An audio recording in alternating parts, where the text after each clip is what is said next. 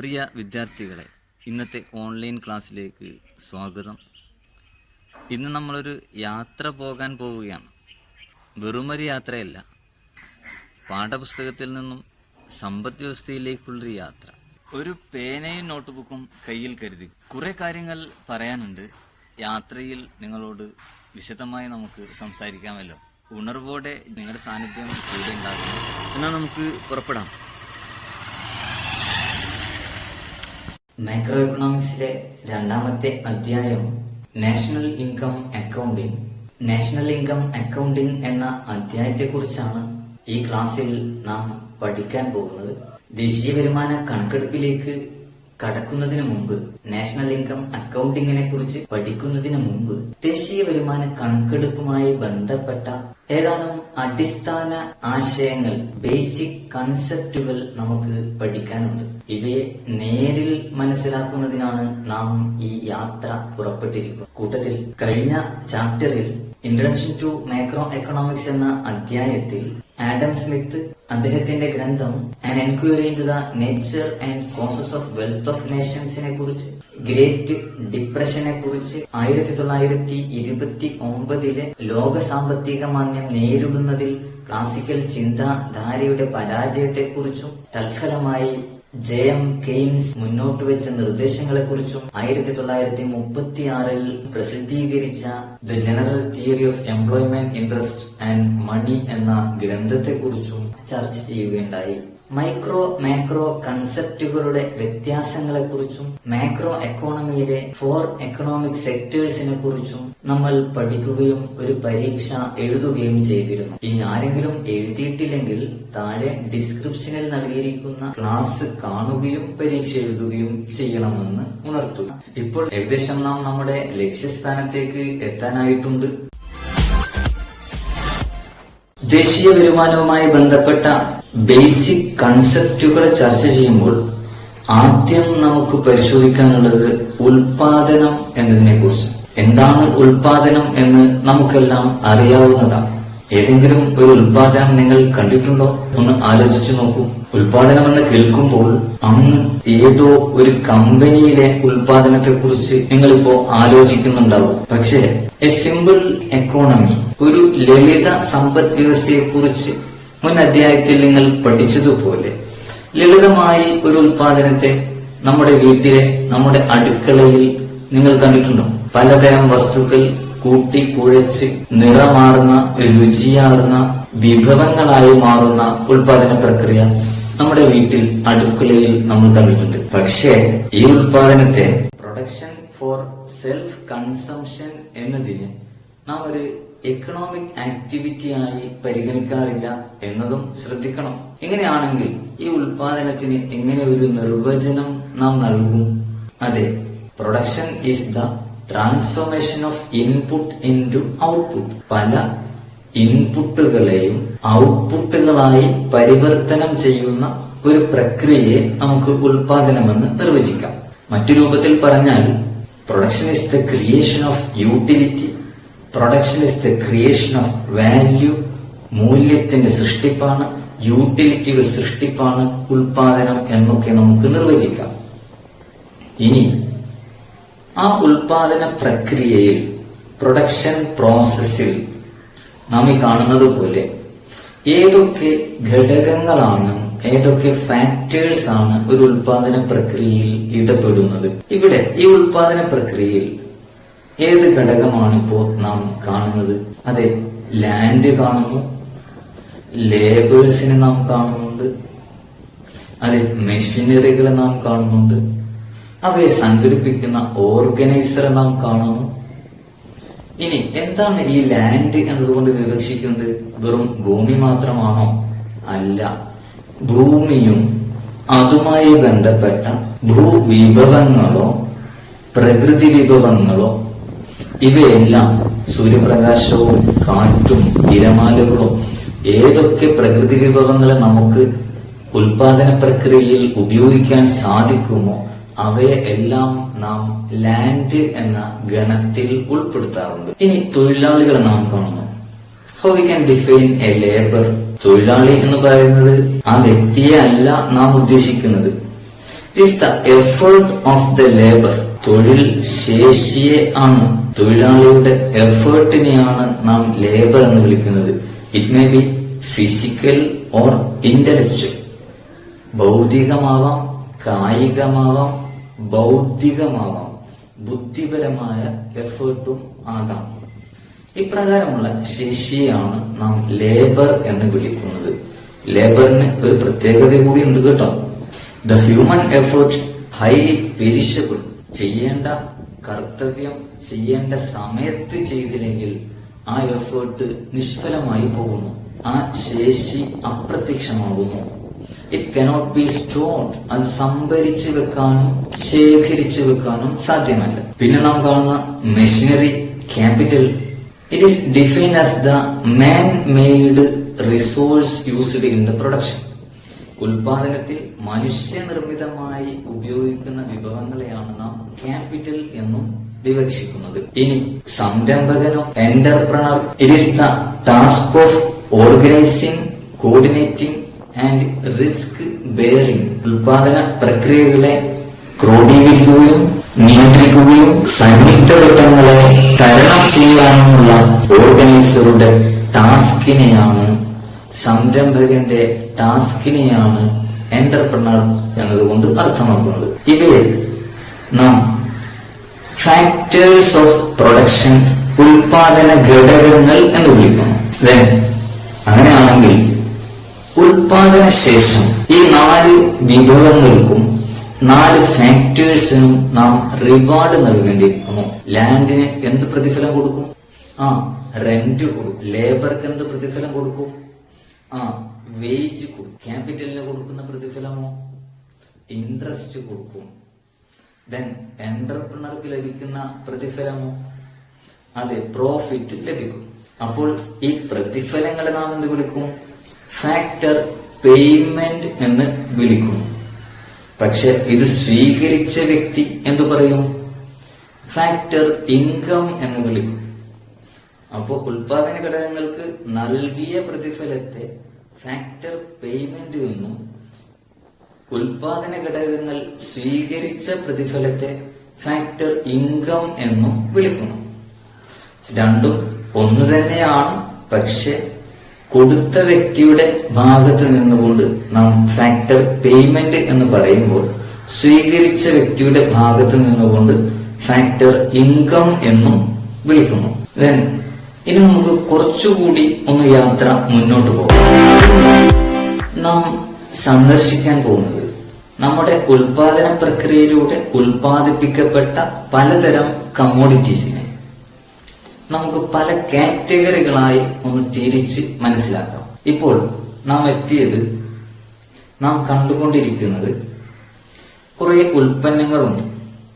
ഈ ഉൽപ്പന്നങ്ങൾ ആരാണ് ഇതിന്റെ യൂസേഴ്സ്, എവിടെയാണ് ഇത് ഉപയോഗിക്കുന്നത് നാം കണ്ടിട്ടുള്ളത്? നമ്മുടെ വീടുകളിൽ സ്ഥിരമായി ഉപയോഗിക്കുന്ന ഉൽപ്പന്നങ്ങളാണ്. ഇവയെ നാം എന്ത് വിളിക്കും? ഇവയെ നമുക്ക് കൺസ്യൂമർ ഗുഡ്സ് എന്ന് വിളിക്കാം. അതായത് goods which are directly consumed by a consumer for the consumption purpose. ഒരു അന്തിമ ഉപഭോക്താവ് തന്റെ ഉപഭോഗ ആവശ്യങ്ങൾക്ക് വേണ്ടി ഉപയോഗിക്കുന്ന ഉൽപ്പന്നങ്ങളെയാണ് കൺസ്യൂമർ ഗുഡ്സ് എന്ന് വിളിക്കുന്നത്. ഇനി ഇപ്പോൾ നാം ഈ കാണുന്ന ഈ ഉൽപ്പന്നങ്ങൾ, ഇവയുടെ നേച്ചർ എന്താണ്, ഇവയുടെ യൂസേഴ്സ് ആരാണ് എന്ന് നിങ്ങൾ ആലോചിച്ച് നോക്കി. അതെ, ഇവയുടെ യൂസർ ഒരു ഉൽപാദകനാണ് എന്ന് നമുക്ക് മനസ്സിലാക്കാം. ഇത്തരം ഉൽപ്പന്നങ്ങളെ നമുക്ക് പ്രൊഡ്യൂസേഴ്സ് ഗുഡ്സ് അഥവാ ക്യാപിറ്റൽ ഗുഡ്സ് എന്ന് വിളിക്കാം. ക്യാപിറ്റൽ ഗുഡ്സ് എന്നാൽ മറ്റു വസ്തുക്കളുടെ ഉൽപാദനത്തിനായി ഉൽപാദന പ്രക്രിയയിൽ ഉപയോഗിക്കുന്നതും ക്യാപിറ്റലിന്റെ ഭാഗമായി മാറി ഉൽപാദന പ്രക്രിയയെ ദീർഘകാലം സപ്പോർട്ട് ചെയ്യുന്ന ഉൽപ്പന്നങ്ങളാണ് ക്യാപിറ്റൽ ഗുഡ്സ് എന്ന് വിളിക്കുന്നത്. That is, capital goods are the part of capital of A firm that enable the production to go on for a continuous cycle. ഒരു ദീർഘകാല ഉൽപാദന പ്രക്രിയയെ സപ്പോർട്ട് ചെയ്യുന്ന ഒരു ഫേമിലെ മൂലധനത്തിന്റെ ഭാഗമാകുന്ന ഇത്തരം മെഷീനറി യന്ത്ര സാമഗ്രികളെയാണ് ക്യാപിറ്റൽ ഗുഡ്സ് അഥവാ പ്രൊഡ്യൂസേഴ്സ് ഗുഡ്സ് എന്ന് വിളിക്കുന്നത്. ഇനി നാം ഇവിടെ കണ്ട ഈ ഉൽപ്പന്നം ഏതാണെന്ന് പറയാമോ? ഇത് കൺസ്യൂമർ ഗുഡ്സിൽ പെടുമോ അതോ ക്യാപിറ്റൽ ഗുഡ്സിലാണോ പെടുന്നത്? എക്സലന്റ്. ഇത് രണ്ടിലും ഉൾപ്പെടാനുള്ള സാധ്യതയുണ്ട്. എന്ന് പറഞ്ഞാൽ ഒരു ഉൽപ്പന്നമല്ല ആ ഉൽപ്പന്നത്തെ ക്യാപിറ്റൽ ഗുഡ് എന്നോ കൺസ്യൂമർ ഗുഡ് എന്നോ നാം തരംതിരിക്കുന്നതിന്റെ മാനദണ്ഡം. നേരെ മറിച്ച് അത് കടന്നു പോകുന്ന ഉൽപാദന പ്രക്രിയയുടെ സ്വഭാവമനുസരിച്ചാണ്. അത് കടന്നു പോകുന്ന സാമ്പത്തിക പ്രക്രിയയുടെ സ്വഭാവമനുസരിച്ചാണ് നാം ഇതിനെ ക്യാപിറ്റൽ ഗുഡാണോ കൺസ്യൂമർ ഗുഡാണോ എന്ന് തരംതിരിക്കുന്നത്. എന്ന് പറഞ്ഞാൽ ഇത് കൺസ്യൂമർ ഗുഡാകും എപ്പോൾ? ഈ ഉൽപ്പന്നം ഒരു ഹൗസ് ഹോൾഡ് കൺസ്യൂം ചെയ്യുമ്പോൾ, ഒരു കൺസ്യൂമർ ആണിത് പർച്ചേസ് ചെയ്യുന്നതെങ്കിൽ it is A consumer good. ഇനി ഇതേ ഉൽപ്പന്നം ഒരു റെസ്റ്റോറന്റിലാണ്, ഒരു ഹോട്ടലിലാണ് ഉപയോഗിക്കുന്നത് എങ്കിൽ, ഒരു ഉൽപാദകനാണ്, ഒരു എന്റർപ്രണർ ആണ് ഇത് പർച്ചേസ് ചെയ്യുന്നതെങ്കിൽ it became A producer good. Okay, അപ്പോൾ ഒരു ഉൽപ്പന്നത്തെ അല്ല, ആ ഉൽപ്പന്നം കടന്നു പോകുന്ന ഉൽപാദന സന്ദർഭത്തെയാണ്, സാമ്പത്തിക പ്രക്രിയയുടെ സ്വഭാവമനുസരിച്ചാണ് ആ ഉൽപ്പന്നത്തെ നാം കൺസ്യൂമർ ഗുഡ് എന്നോ പ്രൊഡ്യൂസർ ഗുഡ് എന്നോ കാറ്റഗറൈസ് ചെയ്യുന്നത്. ഇനി നാം ഇപ്പോൾ കാണുന്ന ഈ ഉൽപ്പന്നങ്ങൾ, ഇവയുടെ ഉൽപാദന പൂർത്തീകരണത്തിന്റെ അടിസ്ഥാനത്തിൽ ഈ ഉൽപ്പന്നങ്ങളെ നമുക്ക് എങ്ങനെ തരംതിരിക്കാൻ, ഇവ എങ്ങനെയാണ് ഉപഭോഗം ചെയ്യുക, ഈ ഉൽപ്പന്നങ്ങളുടെ നേച്ചർ എന്താണ്? These are the consumer goods. ഇവ കൺസ്യൂമർ ഗുഡ്സ് ആണ്. പക്ഷെ ഇത് ഡയറക്റ്റായി ഒരു ഉപഭോക്താവിന് ഉപഭോഗം ചെയ്യാൻ സാധിക്കുമോ? ഇല്ല. ഇത്തരം ഉൽപ്പന്നങ്ങൾ വീണ്ടും നിർമ്മാണ പ്രക്രിയയിൽ, വീണ്ടും ഉൽപാദന പ്രക്രിയയിലേക്ക് കടന്നു വരികയും മറ്റ് ഉൽപ്പന്നമായി രൂപാന്തരപ്പെട്ട ശേഷം മാത്രമേ നമുക്ക് ഇവയെ ഉപഭോഗം ചെയ്യാൻ സാധിക്കുകയുള്ളൂ. It have to undergo further production process. വീണ്ടും ഉൽപാദന പ്രക്രിയയിലേക്ക് പ്രവേശിക്കേണ്ട വസ്തുക്കളെയാണ് നാം ഇന്റർമീഡിയറ്റ് ഗുഡ്സ് എന്ന് വിളിക്കുന്നത്. ഇനി നാം ഈ കാണുന്ന ഉൽപ്പന്നങ്ങളും അതെ, ഈ ഉൽപ്പന്നങ്ങൾ നിർമ്മാണം പൂർത്തീകരിക്കപ്പെട്ടവയാണ്. പ്രൊഡക്ഷൻ ഫിനിഷ്ഡ്, അവയുടെ നിർമ്മാണം പൂർത്തീകരിക്കപ്പെട്ടതാണ്. അതിനാൽ ഇത്തരം ഉൽപ്പന്നങ്ങളെ നമുക്ക് ഫൈനൽ ഗുഡ്സ് എന്ന് വിളിക്കാം. Final goods are the finished goods which do not undergo any further production process. നിർമ്മാണത്തിലേക്ക് വീണ്ടും പ്രവേശിക്കപ്പെടാതെ ഉൽപാദന പ്രക്രിയ പൂർത്തീകരിക്കപ്പെട്ട വസ്തുക്കളെയാണ് നാം ഫൈനൽ ഗുഡ്സ് എന്ന് വിളിക്കുന്നത്. Which can be directly consumed by a consumer. ഒരു ഉപഭോക്താവിന് നേരിട്ട് അത് ഉപഭോഗം ചെയ്യാവുന്നവയാണ്. ഇനി നാം ഇപ്പോൾ ഈ കാണുന്ന ഉൽപ്പന്നങ്ങളുടെ നേച്ചർ എന്താണ്? നാം പറഞ്ഞു ഇവ കൺസ്യൂമർ ഗുഡ്സ് ആണ്. ഈ കാണുന്ന ഉൽപ്പന്നങ്ങളുടെ ലൈഫ് എത്ര കാലമായിരിക്കും? അതെ, 1 or 2 ദിവസങ്ങൾ അല്ലെങ്കിൽ ആഴ്ചകൾ മാത്രം ലൈഫുള്ള ഉൽപ്പന്നങ്ങളാണ് ഈ കാണുന്നത്. നമ്മുടെ വീടുകളിൽ ഉപയോഗിക്കുന്ന ഒരുപാട് ഉൽപ്പന്നങ്ങളുണ്ട് എന്ന് നമുക്കറിയാം. ഇത്തരം ഉൽപ്പന്നങ്ങളെ, these commodities which have very short period of life, we can call it perishable goods. ഇവ പെട്ടെന്ന് നശിച്ചു പോകുന്ന ഉൽപ്പന്നങ്ങളാണ്.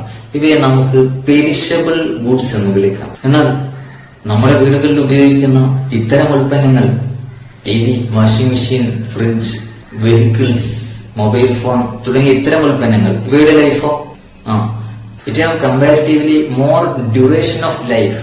ഉപയോഗത്തിൽ കൂടുതൽ കാലയളവ് ദൈർഘ്യമുള്ള, കൂടുതൽ കാലയളവ് ലൈഫുള്ള ഇത്തരം ഉൽപ്പന്നങ്ങളെ നമുക്ക് ഡ്യൂറബിൾ ഗുഡ്സ്, കൺസ്യൂമർ ഡ്യൂറബിൾസ് എന്ന് വിളിക്കാം.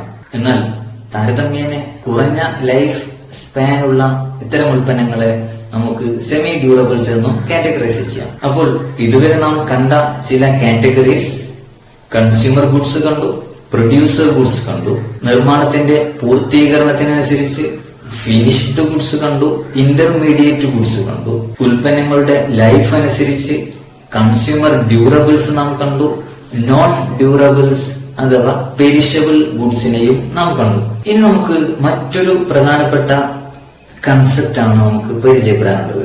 സ്റ്റോക്ക് എന്ന് കേട്ടിട്ടുണ്ടോ നിങ്ങൾ? ഫ്ലോ എന്ന് കേട്ടിട്ടുണ്ടോ നിങ്ങൾ? കേട്ടിട്ടുണ്ട്. ഇനി സ്റ്റോക്ക് എന്ന് കേട്ടപ്പോൾ നിങ്ങളുടെ മനസ്സിലേക്ക് കടന്നു വന്നത് എന്താണ്? അതെ, എന്താ കടന്നു വന്നത്? അതെ, എവിടെയോ ശേഖരിച്ചു വെച്ചിരിക്കുന്ന കുറെ വസ്തുക്കളെയാണ് നിങ്ങളുടെ മനസ്സിലേക്ക് കടന്നു വന്നത്. എന്നാൽ അതല്ല നാം എക്കണോമിക്സിൽ പരാമർശിക്കുന്ന സ്റ്റോക്ക് ആൻഡ് ഫ്ലോ വേരിയബിൾ എന്ന് പറയുന്നത്. ലളിതമായ ഒരു ഉദാഹരണത്തിലൂടെ നമുക്കത് മനസ്സിലാക്കാം. അതായത് ഞാൻ നിങ്ങളോട് ചോദ്യം ചോദിക്കാൻ പോവുകയാണ്. ഇപ്പോ നിങ്ങളുടെ കുടുംബത്തിന്റെ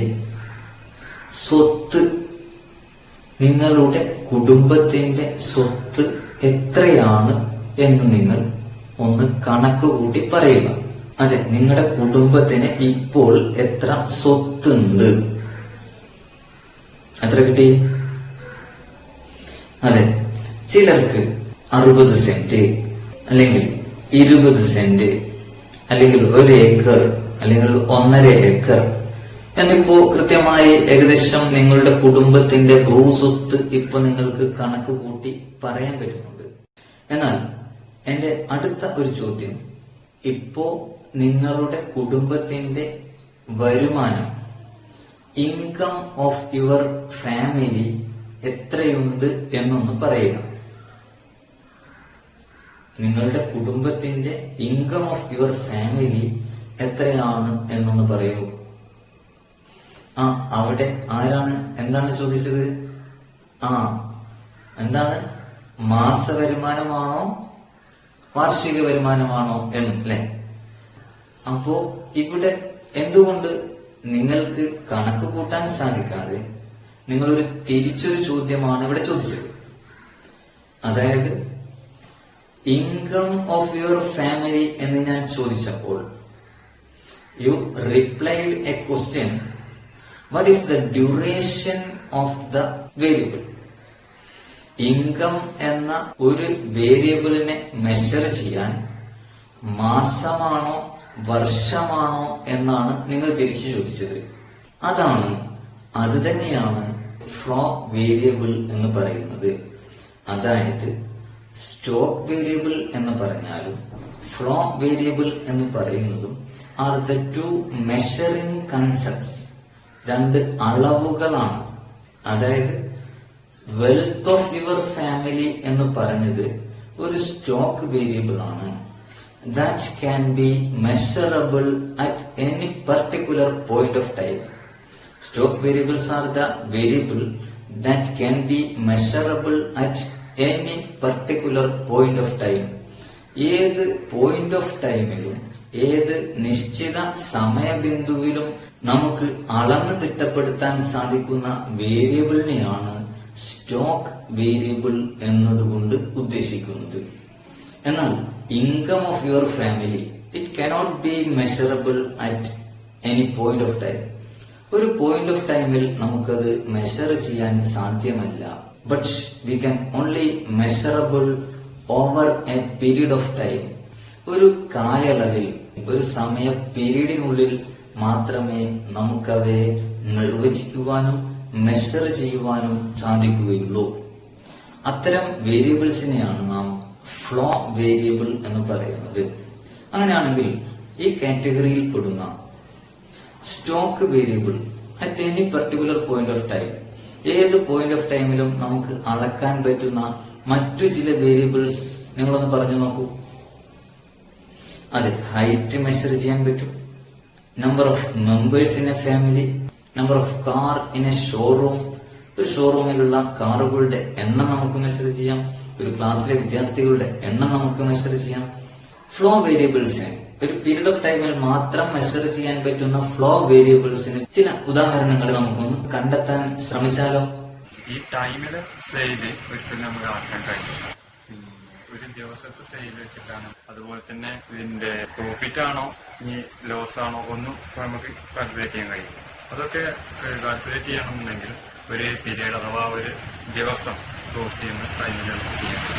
യെസ്, അതായത് സെയിൽസ് ഓഫ് എ ഫേം, ഒരു ഫേമിന്റെ സെയിൽസ് കാൽക്കുലേറ്റ് ചെയ്യണമെങ്കിൽ it can only measure over a period of time. അതായത് ഒരു ഫേമിന്റെ സെയിൽസ്, ഒരു ഫേമിന്റെ പ്രോഫിറ്റ്, ഒരു ഫേമിലെ ലോസ് കാൽക്കുലേറ്റ് ചെയ്യണമെങ്കിൽ we can only measure these variable over a period of time. ഒരു കാലയളവിൽ മാത്രമേ നമുക്ക് ഇവയെ മെഷർ ചെയ്യാൻ സാധിക്കുകയുള്ളൂ. Then capital of A firm, ഒരു ഫേമിന്റെ ക്യാപിറ്റൽ സ്റ്റോക്ക് വേരിയബിൾ ആണ്. പക്ഷെ ക്യാപിറ്റൽ ഫോർമേഷൻ ഒരു ഫ്ലോ വേരിയബിൾ ആണ്. വെൽത്ത്, ക്യാപിറ്റൽ, ഇൻവെന്ററി എന്നിവയെല്ലാം സ്റ്റോക്ക് വേരിയബിൾ ആണ്. We can measure at any point of time. എന്നാൽ income, salary, output, change in inventory ഇവയെല്ലാം flow വേരിയബിളുകളാണ്. ഇനി നാം പഠന വിധേയമാക്കുന്ന പല കാര്യങ്ങളെയും അവ സ്റ്റോക്ക് വേരിയബിൾ ആണോ ഫ്ലോ വേരിയബിൾ ആണോ എന്ന് നാം പരിശോധിച്ചുകൊണ്ടേയിരിക്കണം. Stock variables are a static concept.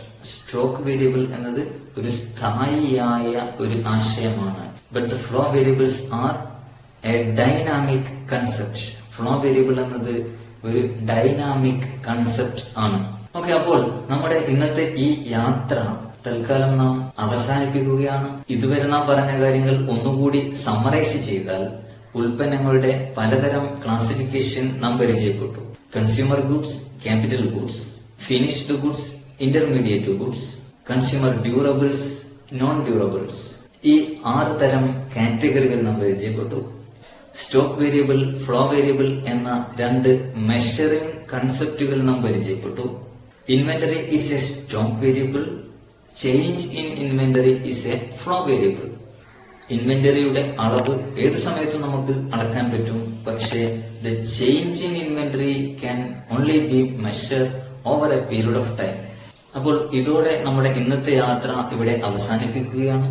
ഇതുവരെ നാം കണ്ടതും അറിഞ്ഞതുമായ കാര്യങ്ങൾ നിങ്ങൾ നന്നായി ഗ്രഹിച്ചു എന്ന് ഞാൻ വിശ്വസിക്കുകയാണ്. ബാക്കി ഭാഗങ്ങളുമായി നമുക്ക് നേരിൽ കാണാം. നമസ്കാരം.